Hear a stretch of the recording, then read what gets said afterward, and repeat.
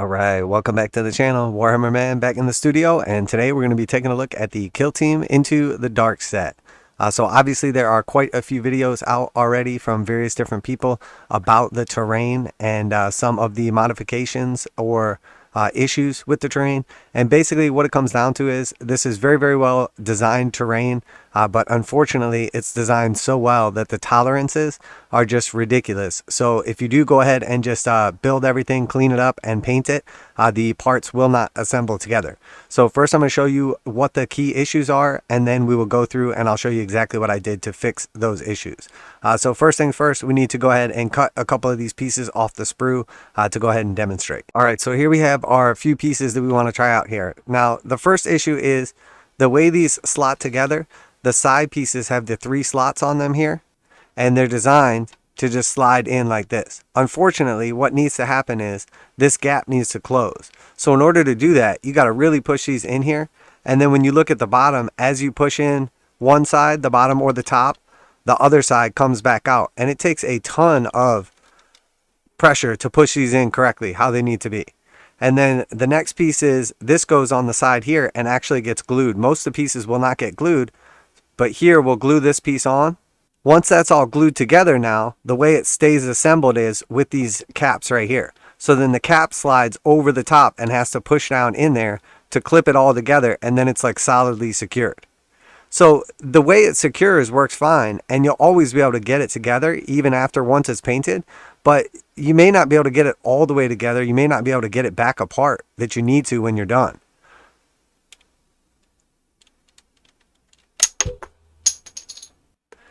Like that one I didn't even have clipped all the way on, and it was a nightmare to get back off there. So you can see where the issues are, and this is just right out of the package. Now, one thing that's really nice about this set is, for the most part, the areas where it's attached to the sprue are not like connector pieces. So you don't have to do a crazy job like cleaning up and, you know, doing all kinds of stuff. You can basically assemble everything together without cleaning the sprues like really nicely. Now, obviously you want to clean the sprues really nicely, but let me show you the areas on each piece that are an issue. So on this piece, first off, there's multiple issues on these pieces. So the actual square needs to be able to clip over top everything to hold it in space. The issues are when you go to slide on that piece, there's a clearance right here actually on the outside, not the actual like brick itself, but this portion right here. And there's 2 issues here. This is the sprue connection point right here, and then you see a mold line as well. When you go to slide it on there, that little piece interferes with the clearance right here, and then also you can see there's a little bit of mold line down in there as well. So both those bits need to be removed. I use this little tool right here. It's basically just like a little file. So what you need to do right off the bat is file down this area right here, this way and this way, to clear off all those mold lines. And then here we need to take our file or a razor blade and clean this off as well, so that everything can sit on there flush. And then the next issue is, like we talked about, when we go ahead and slide these pieces in here, we see how difficult it is to actually get them to slide together. And that is obviously not acceptable. So the next issue is, and you can see on these pieces, there are actually small little ridges built in there intentionally to allow you to push it in there and then theoretically to be able to get it back out. But it's not designed well, especially after you paint it. So you have 2 choices: clean it a little bit right now and then avoid getting paint on it, or just correctly get the size right now and then you can paint it normally. So what I did here was I took the file right there and then I just filed down these pieces until there's just a nice loose fit between everything. So it just goes together gently and fully every time. And then the next thing is, when this is pushed in here, you'll see it's pushed all the way in there now. What happens is, again, this little square needs to go over top that and then push down in there. So we have to make sure these squares are cleaned off correctly. We have to make sure that the inside piece that we talked about right here is cleaned off correctly. And then also we need to make sure that all of this is cleaned correctly, because if this doesn't push all the way in, the square won't go over top of it, because there's basically a little bit of this sticking out. So what we need to do is we need to sand this down all the way to where it's flush with this point right here, so everything can slide in exactly how it needs to be. All right, so I told you what we need to do. I told you exactly how I did it. And now here's the pieces that I have prepared. I basically went through and prepared the whole entire set. It's a decent amount of prep work, but if you do it correctly, everything goes together perfectly. Once we add paint to it, it's going to be a nice snug fit, but we won't ever have to fight to get it together and get it apart. So here is just one of those walls right here, fully assembled. It's got this piece glued on, and that's it. And then I went through and I filed all the way here. I filed through all the way here, so both sides basically. I went through and filed the actual pieces we talked about right here, inside and outside of that. I went through and filed a little bit right here and a little bit right here. Takes a couple minutes to do each piece, and then afterwards you do a little bit of cleanup with the edge of the razor blade, and when it's all said and done, it works phenomenally well. So we can take two of our pieces that have been prepared completely, and now we can see when we go to connect those in, they slide in perfectly with little to no effort, and they're like removed the same way as well. So we have no issues, and then we can see where the piece clips in right here that there's nothing hanging over. So if we take two of these pieces that have been cleaned correctly, put them together, and then we take one of our square caps, again we clean all of the outsides off right here. There's no need to do anything to the inside because this was never the issue. There's no mold lines or anything on the inside, so that all fits how it's supposed to. So once we put all of this together, we basically have our pieces in here. We can just slide the cap right over top and it clips right into place and everything is perfect. Put it on the table, everything's good to go. And then when we're ready to remove that cap, it comes right off. Once this is painted, we'll have to put a little more effort into it, but it slides on and off just perfectly well. And then you can see if there's pressure applied here, it will put pressure on the cap. So we can see why that's important to clean off those pieces right there.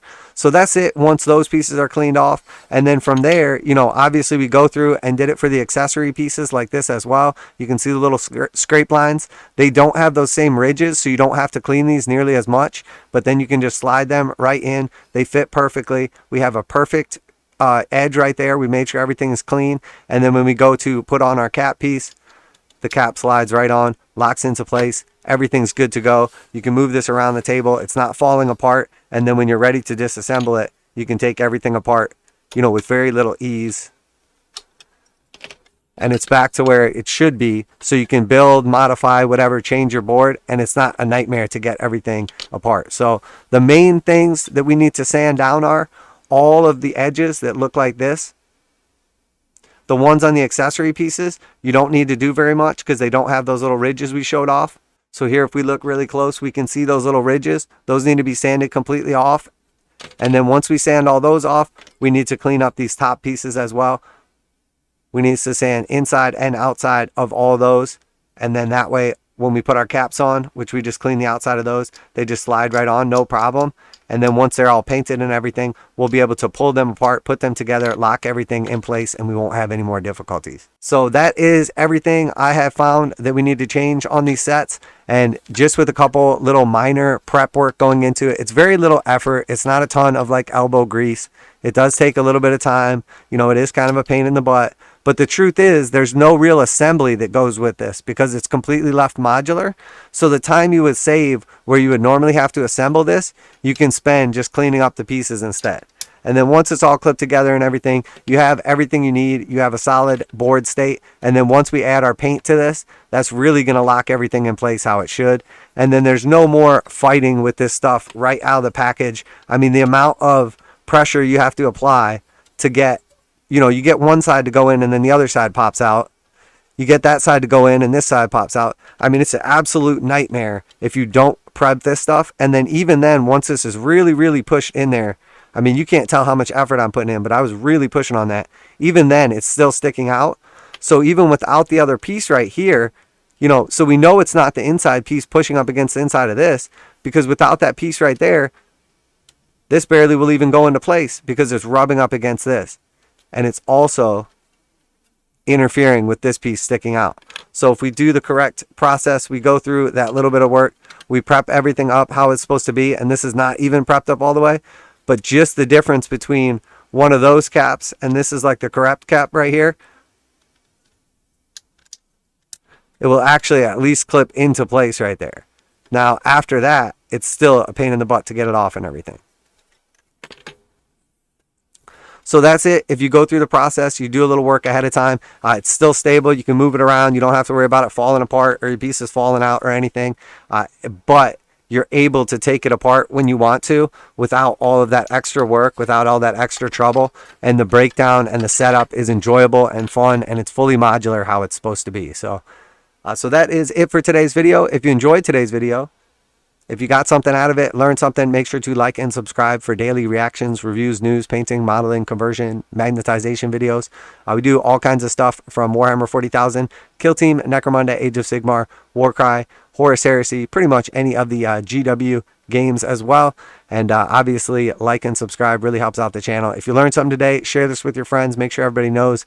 That way you don't have to sand down your fully painted stuff or do extra work that you didn't realize you had to do, or vice versa. So that's it for today, Warhammer Man Studios. I'm Warhammer Man, and I'm out of here.